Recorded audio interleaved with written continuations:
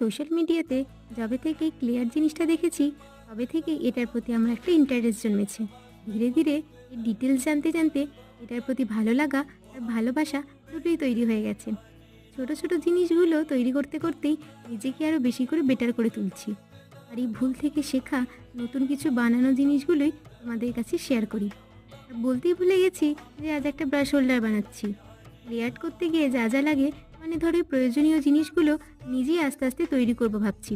যারা art work করো তারা তো নিশ্চয়ই জানো যে এই ব্রাশ হোল্ডার জিনিসটা আমাদের কাছে কতটা ইম্পর্টেন্ট। কিন্তু এই সিম্পল জিনিসটাকেই আজকে আর নতুন করে বানানোর চেষ্টা করছি। এই ব্যাকগ্রাউন্ডে করা লিপন আর্টটাও আমার ফার্স্ট টাইম করা লিপন আর্ট ছিল। তবে ফার্স্ট টাইম বানানো যে কোনো জিনিসই আমাদের কাছে খুবই স্পেশাল হয়। তাই ভাবলাম নিজের চ্যানেলের নাম দিয়ে এই লিপন আর্টটা করি। কথা বলতে বলতে আমাদের ব্রাশ হোল্ডারও রেডি হয়ে গেছে। আমাদের কেমন লাগলো অবশ্যই কমেন্টে জানিও।